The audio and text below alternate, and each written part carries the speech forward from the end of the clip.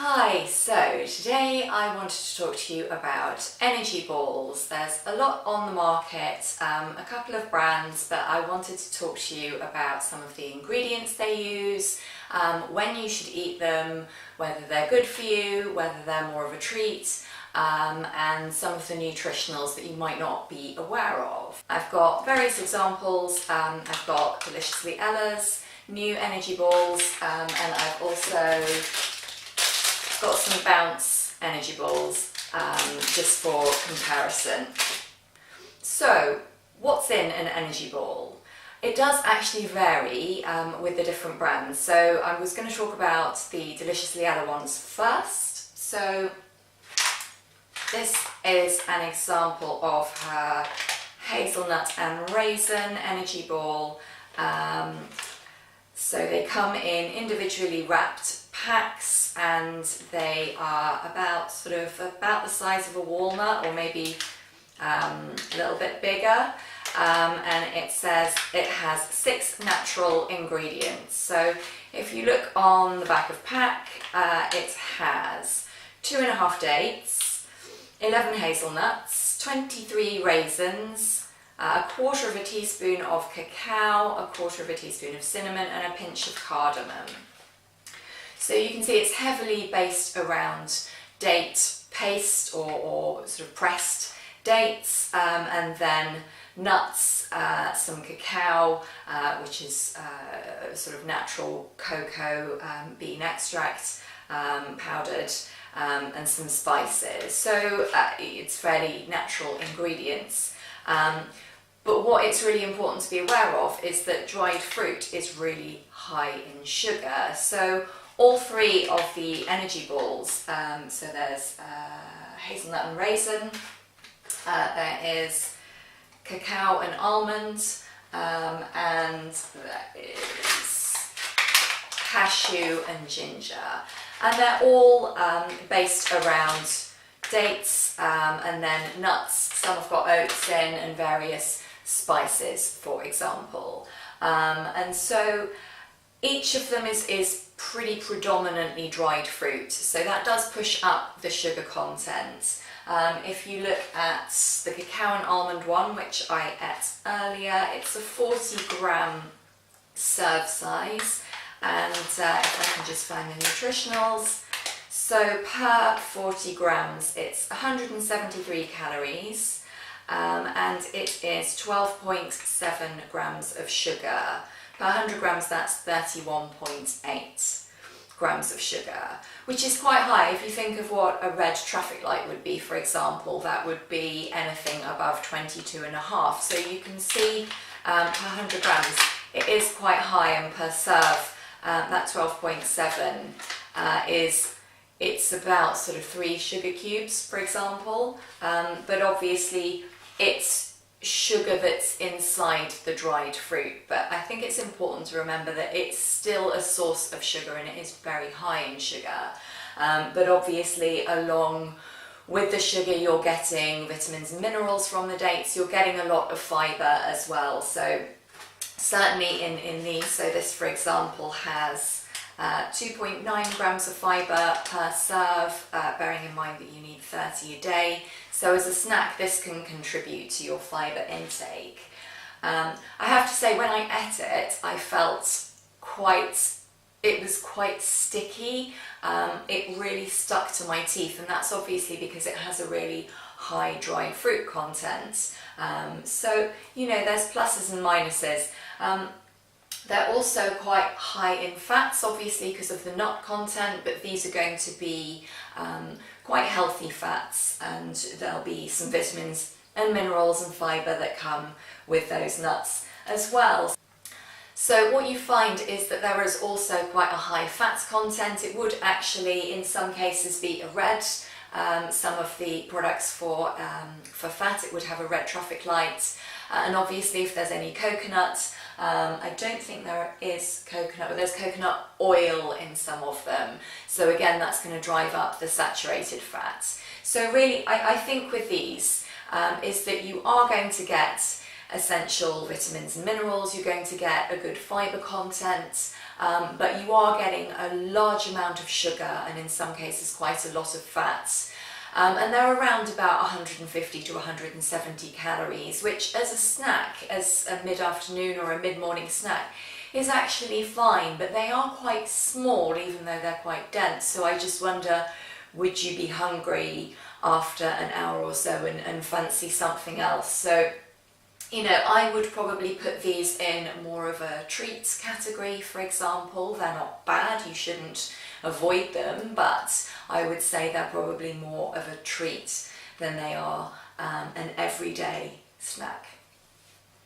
So I'm now going to move on to the bounce balls. So similar portion size, 49 grams versus the Ella ones, which are 40, so a little bit more, but they vary. The other one here is the Cacao and Orange, that's 42. This is the Almond Protein, and that's 49. So there's a bit of variety. The main difference here is that the bounce balls are not based so much around dried fruit. There's a syrup to bind, and that's brown rice malt syrup. Some of them have got agave, some of them have got a mixture of those with concentrated grape juice, for example. And I think it's important to highlight that all of those are sources of sugar. They're all sugar syrups in some guise. So it's important to remember that there are sources of sugar that are not just glucose syrup or sort of brown sugar, caster sugar, whatever it is. And I think what you have to remember with any of these kind of products is that sugar is there to serve a purpose beyond just giving a sweet taste. Sugar is there to actually help bind the product together and stick it together. If you were making flapjacks at home, for example, you would need to melt up some syrup or some sugar with butter to stick the oats together. They're not going to stick unless you've got some source of sugar, whether that's from sort of mashed up fruit, dried fruit, syrup of some description. So, you know, you do need some sugar to stick the product together as well as to make it taste sweet. But in the case of the bounce balls, the sugar and the binding is coming from syrups and nectars rather than from dried fruit. Another big difference with the bounce balls is that they have a source of protein. So they contain whey protein isolate, and they have whey protein concentrate as well. And this is because across the whole range, they all are high in protein. So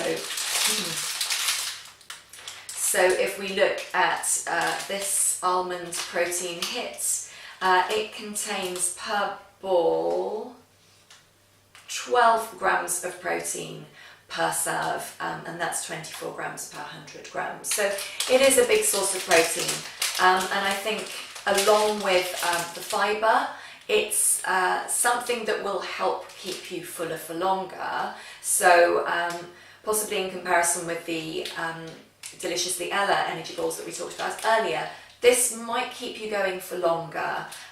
They are slightly higher in calories, so this one, for example, would be 216. So the highest Ella one was 172. This is 216, and they vary, but they're around 200 mark per serve, which again is fine as a snack if it's going to keep you going, and you would hope this would. It's a little bit bigger in serve size, and it feels a bit bigger. There's also seeds and oats, for example, in the product, and there's lots of different flavourings. Some of them have got coconut in, for example, and some of them have got nuts, and there's a wide range of different flavours and tastes. So what I would say is with the bounce balls, you're getting more protein, and you're also getting less sugar, because the syrups are more concentrated and stickier. You probably need less, and then you've also got the whey protein, and that's sort of binding things together a little bit better.